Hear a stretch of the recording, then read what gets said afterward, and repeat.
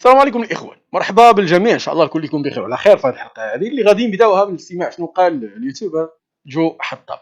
جو حطاب اللي كان دار فيديو صور واحد هنا في المغرب وفيديو اخر في الجزائر. فالجزائريين ما عجبهمش الحال. حنا في المغرب دازت الامور كلها عاديه، ماشي لان داكشي اللي داروا عجبنا 100%، ولكن في الاول والاخر تيبقى يوتيوبر شخص، ماشي دوله او هيئه دبلوماسيه او واحد المؤسسه دوليه او شي هيئه. تيبقى شخص كيمثل غير نفسه، مجرد يوتيوبر، مجرد صانع محتوى. حتى انا ما عجباتني شي حاجه عنده ما غاديش الدوله تحرك، ما غاديش نسمعوا وزاره الخارجيه تحركات او لا سفراء. ولكن في الطرف الاخر في الجزائر الامور لم تكن بهذا الشكل بسبب الطاجين المغربي والجمله اللي تقالت في الجانب الاخر في الجزائر، بسبب التوابل المغربيه، بسبب ظهور الخلطه ديال المغرب. دوله على قدها تحركت، والتفاصيل غادي يحكيها جو حطاب في هذا البودكاست اللي خرج فيه. فغادي نستمعوا شنو قال، ومن بعد غادي نرجعوا نشوفوا فيديو ثاني اللي هو او جزء بسيط من داكشي اللي قلق الجزائريين. وايضا نعلقوا حول بعض النقاط اللي جات في الحديث ديال جو حطاب. كالعاده ما تنساوش الاخوان واحد اللايك، تعليقات في ارائكم وتشجيعاتكم، ونبداو على بركه الله بالاستماع. يعني من كل مكان بالعالم، يعني زي حدود الجزائر والمغرب. ايه هذه هم. ايش صار؟ شنو صار؟ انا واحنا نبحث في الحلقه كان نشوف انه والله في سالفه، في فيديو انت نزلته بعدين حذفته. هو انحذف صح؟ مش انا حذفته. انت حذفته يعني؟ انا نزلته 3 ساعات وحذفته على طول. ايه وبعدين نزلت بيان. ابيك تاخذني القصه من بدايتها لين نهايتها، ابي افهمها منك انت صراحه. هو احنا لفينا الجزائر، صورنا تقريبا 10 ايام، صورنا اكثر من حلقه، العاصمه وقسنطينه ووهران. ضل اخر حلقه. انا عارف انه المغرب والجزائر يعني متقاربين كثير بالثقافه صح، متشابهين، بس بتفرقهم هاي الحدود. والغريب اكثر انه انت بالمغرب بدك تسافر للجزائر، انه عندك عوائل وهيك، عندك عائله، او العكس لازم تمر بدوله ثالثه، ما في مباشر. يعني مثلا بدك تروح على كازابلانكا من العاصمه الجزائر، لازم تروح على اسبانيا بعدين تروح، او تروح على تونس. تخيل تونس ترجع لورا بعدين تلف. فشو السبب؟ مع انه هاي الحدود اللي سمعت انه العائلات يعني كانوا يزوروا بعض، بعدين تسكرت الحدود وبطلوا يقدروا يزوروا بعض. الفيديو عفوي، قلت خلنا نزور الحدود. حكيت مع الجماعة اللي معي، قالوا يلا. قالوا شو؟ قلت شو ممكن تتوقع نشوف هناك؟ قالوا راح تشوف المغاربة على الجهة الثانية يلوحوا. قلت هاي حلوة، لقطة حلوة يعني للفيديو، انه كيف الناس بتلوح لبعض، نفسهم يشوفوا بعض، يعني متقاربين لبعض بس تفصلهم الحدود. يعني انا ما بدي ادخل موضوع سياسي، ولا حدا مثلا زي ما بيقولوا انه حدا دفع لي انه اعمل هذا الفيديو. انا بالجزائر وحاب اصور هذا الفيديو، قريب كثير لانه وهران قريب كثير من الحدود. فانطلقنا الى الحدود بسم الله. اول ما وصلنا هناك لقينا طبعا على الجانب الاخر المغاربه صاروا يلوحوا، واللي معي صاروا يلوحوا، فصرت اصور انا. فواحد من المغرب كأنه حكى تعيش الجزائر، تحيا الجزائر. بعدين الجزائر رد عليه قال له تحيا المغرب. هاي كانت كمان واحدة من الأشياء اللي خلتني أحذف الفيديو، يعني إنه كمان صار الموضوع سياسي، الفيديو صار سياسي أكثر منه. أنا رحت على السوق وسألت الناس، يعني بالنهاية أنا لما أروح على أي مكان في العالم بدي أحكي مع السكان المحليين، شو رأيكم بالحدود؟ شو رأيكم هاي الأكلات من وين؟ أنا هيك بسأل عادي. فلما سألت واحد من اللي جاوبني قال لي إنه هاد إحنا بنجيب البهارات هاي أو بنجيب هاي من المغرب. فهون كمان هاي نقطة ثانية كان زعلتهم، إنه إحنا لا، إحنا ما بنجيب أشياء من المغرب، هاي مش من المغرب لا من الجزائر. ففي كمان قتال طلع بينهم على ثقافة. أنت ما كنت تدري؟ أنا ما كنت أدري، أو كان عندي فكرة إنه أوكي هم السبب الخلافات هاي خارجية يعني، بس أنا ما كنت أعرف إنه الموضوع معقد لهالدرجة. يعني أنا لما عملت الفيديو صورته وعدلته، بعته للجزائريين وبعته للمغاربة. الشباب اللي كانوا معي كلهم بعت لهم الفيديو اللي حولك. نعم. وفي واحد صانع محتوى مشهور جدا يعني بالجزائر، يعني شاف الفيديو وأعطاني الموافقة عليه. الفيديو ما عليه ولا إشي، يعني فيديو حبي هيك، واحد جاي من برا يفرج الثقافة. بس هذا الفيديو أول ما نزل خلال 3 ساعات مع انه اجى عليه دعم كثير، وصل بجوز 700,000، وصل 70,000 لايك ب7 ساعات 3 3 ساعات. ساعات عفوا. وعلى طول الفيديو راح على تويتر، صار على تويتر انه سياسي، وصاروا اللي معي بالفيديو انضروا. انا ليش حذفته لانه اللي معي بالفيديو انضروا، صاروا يحكوا معي. احنا طلعنا بالفيديو والضيوف اللي كانوا معي بالفيديو صاروا ينضروا، اجتهم اذيه. فما كانوا متحملين العنف اللي صاير على التويتر بالذات. اضطريت احذفه عشان الناس اللي معي يعني ما ينأذوا يعني. بس وصل BBC انا قاعد اشوف سرجت انا ولا موجود على الحين. انت اول مره تمر في موقف نفس هذا؟ يعني دائما تسوي فيديوهات تنتشر في اليوتيوب، وثائقيات، الناس كلها تتابعك، اللي بينتقدك باي حق موضوع الانتقادات ينتقد في حدود معينه.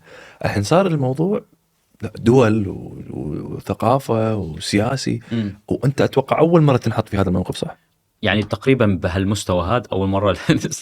مش عارف كيف اتصرف معاه. ايش صار باليوم هذا نفسه انت؟ لما نزلت الفيديو قعدت اشوف شو قاعد بصير. الكل بيحكي معي من الجزائر، الكل بيحكي معي، كل اللي كانوا معي. واحد بيقول لي احذف كل المحادثه بيني وبينك. قلت الموضوع كبير جدا. السفير في الامارات كمان حكى معي، قال لي احنا اعطيناك الفيزا وثقنا فيك، انت ليش عملت هيك؟ قلت انا ايش عملت؟ طيب انت قولوا لي ايش عملت. قال لا هذا الفيديو موجه كانه سياسي رايح. فحذفته يعني على طول، عملته برايفت طبيعي عشان ما يطلع قلنا. ممكن ارجعه. ممكن ارجعه واحذف يعني اللقطات اللي فيه الحساسه. بس يعني بالنهايه انا شفت انه الجمهور حبوا الفيديو، ولكن بتعرف في فئة سياسية بكل دولة هي اللي هاجمت الفيديو يعني. بس الشعب الجزائري كثير حبوا الفيديو، الشعب المغربي كثير حب الفيديو، دعموني كثير على الفيديو. هو عادي شخص واحد هو اللي سوى الشرارة هذه؟ عادي ان شخص واحد كتب على تويتر شغله يعني. هو سياسي كثير بكتب على تويتر وصار يهاجمني لدرجة انه احنا على الفيسبوك عملنا بان للجزائر انها تحضر فيديوهاتنا من اول ساعتين، لانه كلهم راحوا على الفيسبوك. هو صار ينزل منشورات على الفيسبوك وعلى تويتر. فالفيسبوك عندي صار كله مسبات بطريقة عمري ما شفتها في حياتي يعني، قديش لي مسيرتي يعني. هذا وجه الناس كلهم علي لدرجة انه عملنا بان للجزائر. الجزائريين ما بيقدروا يحضروا فيديوهاتنا، ما يقدروا يدخلوا على صفحتنا على الفيسبوك. راح هو كتب لهم بتويتر، قال لهم افتحوا نورد VPN، افتحوا VPN وادخلوا على الفيسبوك وسبوا. يعني تخيل لوين وصلت الموضوع يعني. نذالي يعني انك تحكي لناس يفتحوا VPN وتعطيهم طريقة كيف يغلطوا علي. انت كيف؟ فانا والله حذفته. بس اذا كيف ما سمعتوا كانت هذه هي وهذا هو الجزء اللي تحدث فيه جو حطاب في هذا البودكاست على شنو وقع في حياتي. عاود لنا الكواليس ديال شنو وقع قبل ما نعلقوا على نشاحوا ونتهكموا صراحه، لانه ملي كتصل لدرجه ديال ان السفير يتحرك راه هذه فضيحه. فقبل ما نشاكحوا ونوقفوا عند بعض النقاط اللي ذكرها اللي خصها توضيح، اجي نشوفوا بعدا الفيديو اللي قلقهم او البارتيه اللي قلقاتهم في الفيديو كله ديال جو حطاب. هو هذا اللي تذكر فيه الطاجين المغربي والتوابل المغربيه. نسمعوا.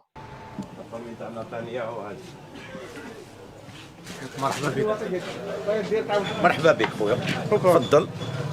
مرحبا. السلام عليكم، مرحبا بكم عندنا في عطارة بيت المقدس مدينة مغنية. مغنية معروفة بليزيبيس لخاطر منطقة حدودية مع المغرب، ومن المغاربة الحدود كانت مفتوحة، كانوا يجوا عندنا وحنا نمشيو عندهم، هما يدوم عندنا صوالح وحنا ندوم عندهم صوالح.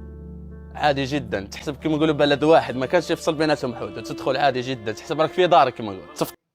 كتشوف هذا الفلفل المغربي، هذا الفلفل المغربي هذه اللي هنا فلفل احمر مغربي، هذه استفزت الجزائريين، استفزت النظام الجزائري. تخيلوا معايا نظام ديال دوله او مؤسسات ديال دوله ندير حتى دبلوماسيه صاحبي كدوي على سفير صاحبي كيمثل الدوله دبلوماسيا تحرك حيت دازت هذه اللافته فيها فلفل احمر مغربي. تخيل معايا درجه العبث. ولان الاخر قال الطاجين المغربي. كملوا ومن بعد نعلقوا بالاستفاضه. تفطر هنايا القهوه لهيه تفطر هنا عادي جدا. دروك شو هي العلاقات هذه اللي توترت سياسيا ما بين الشعوب بقاو خوت. هذه العلاقات توترت كما سياسيا كيغلقوا ما كاش اللي يفوت. كما قلت لك كانت عادي جدا العبور. ومرحبا بكم عندنا حيث الجوده والثمن. وبيت المقدس بيتكم هذا كما نقولوا حانوتكم، حنا غير مسيرين. كان في تجارة بين الحدود المغربية والجزائرية قبل ما تغلق، وكانت قبل 4 أو 5 سنين. يعني كان في ناس تقدر تدخل وتطلع بس يعني بطريقة غير رسمية. فراح تلاقي هون كثير من البهارات، محلات البهارات في سوق مدينة اسمها مغنية جنب الحدود. طاجين مغرب. طاجن هي أصلا عبارة عن هذا، شايفين هاي اللي زي القدرة شكلها، بس هي ما هي قدرة، هي اسمها طاجين. فأي أكل بتنحط فيها تسمى طاجين. اذا كيف ما شفتوا كانت هذه هي وحتى الخريطه اللي استعمل جوحطاب كانت خريطه كامله ديال المغرب، هذيك لقاتهم. وفي الوثائقي اللي داروا هو او الفيديو ايضا كان عرض مقطع كيتحدث فيه عن طلال عمامره وزير الخارجيه الجزائري السابق على قطع العلاقات او تعليم قطع العلاقات مع المغرب. فهذه هي الامور اللي استفزاته وقلقاته. ولكن المضحك في الامر كيف ما قال هو، هذه فضيحه. سفير ديال الجزائر في الامارات غادي يتصل به وغادي يدوي معاه. سفير ديال الدوله استفزته طاجين مغربي واستفزوا استفزته التوابل المغربيه. ما عمرك غتشوف سفير ديال الدوله كيتحرك بهذا الشكل، غير كان زعما شي حاجه ديالو بصح. هو عارف الحقيقه، عارف انه بصح طاجين مغربي، عارف طاجين مغربي كيف ما عارف داك التوابل عمرهم ما كانوا كيعرفوها، وانها وصلت لهم عبر المغاربه ما كانوش كيعرفوا يستعملوها لولا المغاربه. هو هذه حقيقه تاريخيه. ولكن الجزائريين دايرين بحال اولا خلينا نقولوا عندهم مرض ديال نكران، كينكروا الواقع، ما كيقدروش يتقبلوا الحقيقه. وحنا هنا غنشوفوا فيديو هذا هذا يمكن كيقولوا عليه العميد ديال بائع التوابل واقدم واحد كيبيع التوابل في الجزائر. هذا جزائري، غادي نسمعوا شنو قال على التوابل في الجزائر، كيفاش غادي يستعرض معنا واحد الحقيقه تاريخيه اللي حتى حد يقدر ينكرها. ولد الشي محمد الدقاخ، وانا الاسم تاعي بن علي، الاب تاع العطريه في الجزائر، على خاطر في السنوات نتاعو الله يرحمه، في سنوات جدي من قبله ما كانش الناس يعرفوا لي زيبيس، الناس يطيبوا الا بالفلفل الاحمر وبالطوماطيش. والله اني ماني مكذب. اما زمان ما كانوش معروفين الناس تطيب الا بالفلفل، وهذا بداو يتعلموا شويه. ولكن احنا مجاورين المغاربه حش شويه متقدمين علينا في لي زيبيس، متقدمين بدينا بزاف. هادشي السي الحاج ماشي غير شويه، لا بزاف نتعلموا منهم هذا.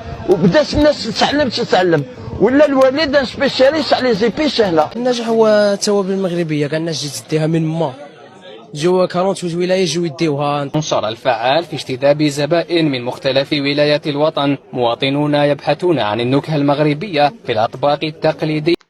هاد البارتيه ديال الاخوه اللي كتسمعوا لي دابا راه من تلفزيون جزائري، النهار او الشروق شي حاجه بحال هكا. هادشي قبل ما يجيش نقريحه وعاد نجي تبون. وبداو واحد الحمله ديال انهم كينكروا الواقع وسرقه كل ما هو مغربي. فواحد الوقت راه كانوا كيعترفوا كيف ما قفطان. الا قلبتي في اليوتيوب غتلقى الكثير من الفيديوهات والوثائقيات جزائريه من صناعه جزائريه كتعترف بالتوابل المغربيه والقفطان المغربي والاكل المغربي. كيعترفوا حتى بالكثير من البنايات اللي موجوده اليوم في بعض المدن في تلمسان وغيرها اللي اصلا هي تاريخيا كان جزء من المغرب. يعترفوا بان داك اللي بنى داك المعمار اللي كاين تما هما المغاربه وانه معمار مغربي. ولكن بمجرد ما وصل شنقريحه ومعاه كاليميرو ديال تبون كلشي تبدل وبداو كينكروا الواقع. فهذا جزء من التلفزيون ديالهم قبل ما تبدا هذه الحمله ديال سرقه كل ما هو مغربي، هي التي ستزين موائد الافطار. احنا عباك توابل، احنا دو بيرون فيس. نعم. احنا عندنا دوك هو الوالد مغربي، هذا مولاي عنده 100 سنه. الوالد مغربي قلت لي. الوالد مغربي. نعم. طبعا انا مغربي كذلك. نعم. فهمتني. الوالد زايد 1901. الله يبارك. دخل 1900. هذا السيد والله لا داز التلفازه دابا، والله ما يدوزه. 1918 من 1918 حتى ال 86 توفى. بصح انا بديت معاه لاج دو 11 ans. انا ما قريتش، ما رحتش للمسجد. فهمتي. انا 11 سنه بديت نخدم معاه. انا عندي 62 سنه، عندي درك نص قرن. وانت في التوابل. الله يبارك الله يبارك الله يبارك. الشركه كلها اسمها الاسم هذا عنده 100 سنه. وين ندير لك تجي لعندي المحل نخدم لك الميلونج اللي حبيتي، لو بلا اللي حبيتي نخدم. الحاجه انا شفت ربما بعض القرارات هنا، واحده مكتوب فيها لوبيا، واحد كسكس ماروكان. كسكس ماروكان كتولي ولا اليوم جزائري ولينا حنا سرقنا. المهم هذه حقائق تاريخيه. هما عندهم داك المرض ديال كينكروا الواقع، كينكروا الحقيقه، ما عندهمش قدره على التعامل مع الحقيقه. لانه الا تعامل مع الحقيقه ولا عاش الحقيقه غيكتشف زيف الواقع اللي تيعيشه. خصوصا فيما يتعلق بالتاريخ المزيف ديال الجزائر وكذا اللي كيعطيوه ليه اليوم في اعلامهم وما الى ذلك. ف فضيحه بكل ما تحمل الكلمه من معنى. سفير ديال الدوله يتحرك على قبل الفلفل الاحمر المغربي، على قبل التوابل المغربيه وعلى قبل الطاجين باش تعرفوا كيفاش كنزعزعوهم. انا بالنسبه لي هذا جزء من ما غاديش نقول الاحتلال ولكن الغزو الثقافي اللي هما اختاروا لنفسهم ماشي انا. هناك غزو ثقافي هما داروا لنفسهم عبر تقليد كل ما هو مغربي. تيبغيو كل ما هو مغربي في الثقافه ولكن في نفس الوقت ما قادرينش يعترفوا بانه مغربي. غادي نرجعوا للمساله ديال جوج حطاب ملي دوا على الخطوط الجويه وقال لك الا بغيتي تمشي اليوم للجزائر او لا تجي من الجزائر للمغرب خاصك تمشي لتونس، المهم خاصك تختار محطه ثالثه، تونس المغرب تونس الجزائر او لا المغرب اسبانيا الجزائر. ولكن باش نمشي من المغرب للجزائر مباشره ما كاينش. جو حطاب تيحاول يكون دبلوماسي، ما باغيش يقلقهم والسلام. هو عارف شنو وقع وعارف شنو اللي تيوقع مع دوك العائلات اللي عندهم. كاين عائله مغربيه وعائله جزائريه للاسف اللي تيبغيو يشوفوا بعضياتهم خاصهم يضربوا التماره كلها. الواقع تيقول بان الكبرانت هما اللي خلقوا الحدود، هما اللي خلقوا هذا المشكل، هما اللي خلقوا هاد التماره لهاد العائلات المشتركه. اللي غلق الحدود البريه هي الجزائر ماشي المغرب. نهار اللي المغرب قرر كانت وقعت العمليه ديال تفجير فندق اسنيك مراكش، المغرب ما غلقش الحدود فقط قام فرض تاشيره، وهذا اجراء امني. ممكن ديروا اي بلاد وقعت فيها تفجيرات ارهابيه وهناك شكوك مع التحقيقات بان اللي دار ديك التفجيرات الارهابيه دخل عبر الجزائر او عبر واحد البلاد المعينه، فتحرك امني صرف كان المفروض على الدوله المغربيه ديرو، الا وهو فرض تاشيره باش تقدر تغربل البشر وتقدر لا قدر الله يكونوا ارهابيين اخرين داخلين عندهم وزيدوا. مع الوقت اكتشفنا خرجوا امنيين من الجزائر واعترفوا من الجيش ولا الاستخبارات، اعترفوا بان من قام بتفجير فندق اسني عندهم علاقه بالمخابرات الجزائريه. فذاك الحدث الامني والتصرف الامني اللي داروا المغرب ذاك الوقت كنا صحاح فيه، ولكن المغرب يكون كان عنده النيه زعما سيئه كان يغلق الحدود. فالحسن الثاني رحمه الله ما اتخذش القرار ديال غلق الحدود، بل قام فقط بفرض تاشيره بالرغم انه يكون بغى يغلق الحدود ما كاينش اللي غيمنعو. فاحنا فقط فرضنا التاشيره. الجزائر اقصى شيء كان زعما من حقها ديرو هو انها تعاملنا بالمثل، بالرغم انه كان المفروض تفهم الظرفيه اللي كتبر منها المغرب، ولكن هي ما تفهماتش. فمن حقها تقوم باجراء، ولكن شنو كان هو حتى هي تفرض تاشيره المعامله بالمثل، ولكن هما ما فرضوش تاشيره، غلقوا الحدود بمره اللي مازال مغلوقه الحدود للحظه. وبالتالي اللي غلق الحدود هي الجزائر. زيد عليه اليوم ما كاينش خطوط مباشره بين ديال الرحلات الجويه بين المغرب وبين الجزائر. سبب شكون؟ سبب الجزائر اللي غلقات المجال الجوي في وجه الطيران المدني المغربي، في وجه اي طائره مسجله هنا في المغرب. وبالتالي اللي خلق هذا المشكل وجو حطاب عارف هادشي، لانه المفروض ملي جا للمغرب وبغى يمشي لتما ولا بغى يمشي للجزائر اكيد سول ولقى التفاصيل ديال المشكل شنو هي، ولكن هو ما قدرش يذكرها بالعاني باش ما يقلقهمش. ولكن حنا نوضحوا الامور باش ما تمرش مرور الكرام. المساله الثانيه قال لك فئه سياسيه، لا ما كاينش فئه سياسيه. اليوم كاين تدجين الجزائريين، غالبيه الجزائريين كيتبناو الموقف الرسمي ديال بلادهم تجاه كل ما هو مغربي، سواء الصحه المغربيه، الثقافه، التاريخ، الحدود، كل شيء، قطع العلاقات. كاين عمليه ديال التدجين جات عبر عمليه ديال غسيل الدماغ كدار هذه سنوات، ولكن زاد المنسوب ديالها مع مجيء شنقريحه، لان شنقريحه كيحس براسو بانه متضرر شخصيا. داكشي علاش معقد من كل ما هو مغربي اكثر من اي جزائري، ونقل داك العقد ديالو ايضا للجزائريه. فما نبقاوش نضحكوا على راسنا ونقولوا واحد الفئه ولا ما كاين لا فئه لا والو. غالبيتهم ان لم اقول الجميع يفكر تجاه المغرب بهذا الشكل. ايضا قال هناك تشابه ديال الثقافات. لا ما كاينش تشابه ديال الثقافات، كاين كاين حب الثقافه المغربيه من قبل الجزائريين، مغرمين بالثقافه المغربيه، هما عزيز عليهم الثقافه المغربيه. ما كاينش ثقافه جزائريه وثقافه مغربيه وبالتالي كيشوفوا بعضياتهم، لا، كاين ثقافه ديال المغرب الجزائري عزيزه عليه. كاين غزو ثقافي كيف ما قلت، هما داروا راسهم حبهم لكل ما هو مغربي.